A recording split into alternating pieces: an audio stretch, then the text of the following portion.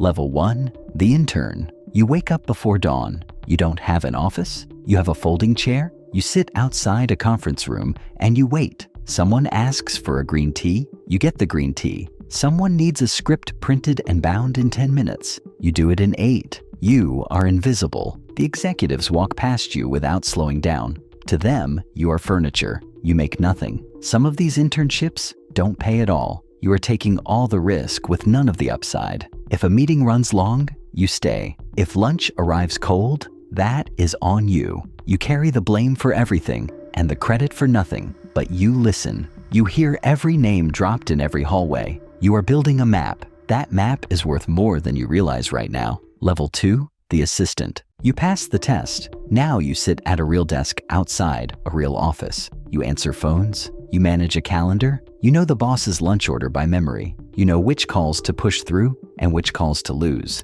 This is genuine power, but it doesn't feel like it yet. You are earning around $45,000 a year in one of the most expensive cities on earth. You are broke. You are exhausted, but you are inside the building. You are reading scripts before the executives are. You write coverage, one-page summaries that say yes or no. Your coverage shapes what gets read. It shapes what eventually gets made. But say yes to the wrong project, and your judgment gets marked. Say no to a future hit, and nobody forgets. Level 3, the development executive. You are no longer an assistant. You have your own assistant now. Your job is to find material. You read novels. You read spec scripts. You read true crime articles at midnight because you are looking for something. When you find a project you believe in, you pitch it internally. You walk into a room full of senior executives and you sell it. If they pass, you move on. If they buy it, your name is attached. You are building a track record. Every project you champion becomes part of your identity.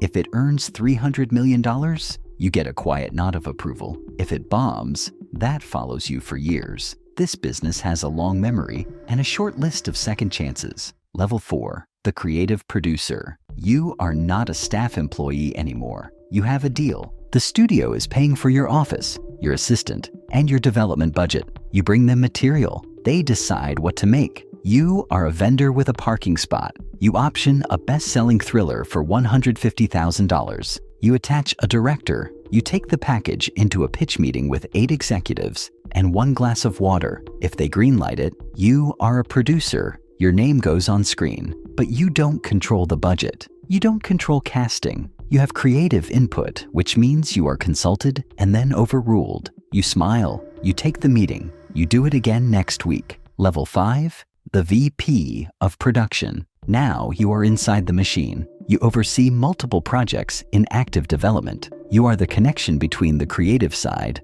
and the financial side. When a director wants to shoot in New Zealand, you investigate the tax incentive. When a star's quote is $20 million on an $80 million budget, you do the arithmetic. That single actor is consuming 25% of the entire budget before a single camera rolls. You push back. You negotiate. You protect the number. Your job is to move projects from development into production without destroying the budget or the relationship. These two objectives conflict constantly. You manage that tension every single day, and you never explain it to anyone. Level 6, the head of marketing. The film is finished. Now you sell it. You control a $100 million marketing budget for a single release. You decide where every dollar lands. You cut the trailer. You choose the poster image. You decide whether the first teaser drops before a playoff game or at a fan convention. You are reading audience testing data past midnight. You are watching focus groups react to 3 versions of the same 30-second spot. You already know the film has problems in the 3rd act.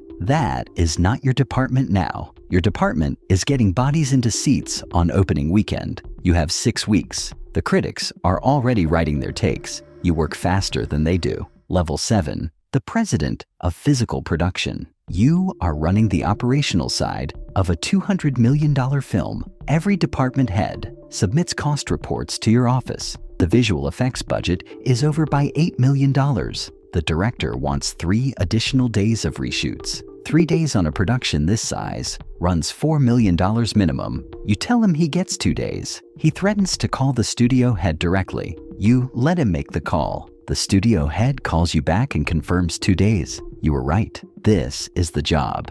You are not making art. You are managing controlled chaos inside a very expensive machine and keeping the number alive no matter what creative argument gets thrown at you. Level 8. The Greenlight Committee. You sit in a room with 8 senior executives. A package lands on the table. A $160 million action film. Established franchise. Bankable director. 1 lead actor. At a $22 million quote. Domestic projections show a $280 million ceiling. International ads another $200 million. But the 2.5 rule is not a suggestion. A $160 million production budget with a $100 million marketing spend means you need $650 million globally just to approach break-even. The marketing executive says the brand is underdeveloped in Asia. 2 people around the table say pass. 3 say go. You are the tiebreaker. You vote yes. You will live with that vote for the next 3 years. Level 9.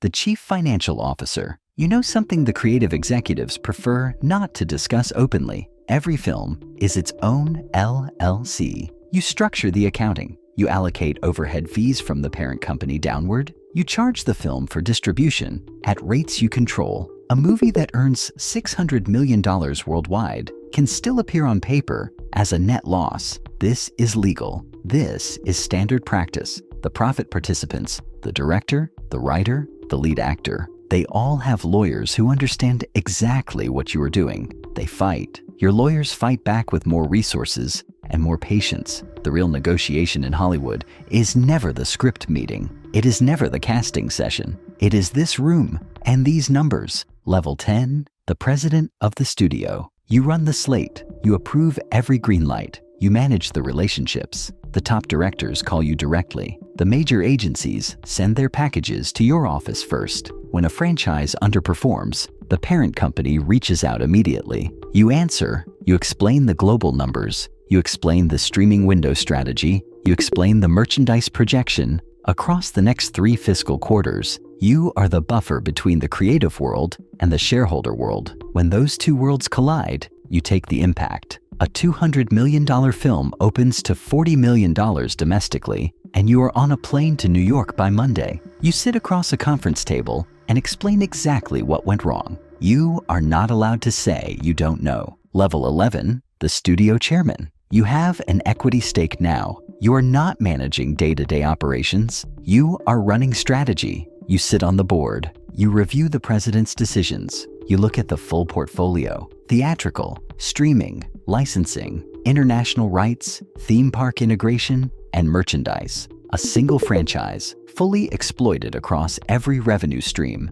can return $4 billion from one title. You know which properties have that ceiling. You know which projects are expensive vanity exercises. A $150 million production budget plus $90 million in marketing for a $60 million domestic opening has a name. You call it a write-down. You are beyond the point of debating the artistic merit. You care about the asset. You protect the asset. Level 12, the CEO of the parent company. You made it. You survived the development wars, the greenlight fights, the write-downs, and the board meetings. You are not running a studio anymore. You are running a $20 billion entertainment conglomerate. The studio is one division. You have a streaming platform, a cable network, theme parks, and a licensing operation that moves more product than some mid-sized economies. You don't read scripts. You read quarterly earnings reports. You sit across from sovereign wealth funds and explain your 5-year content strategy in clean, confident language. When the box office disappoints, the stock moves. When the stock moves, the board gets quiet in a particular way.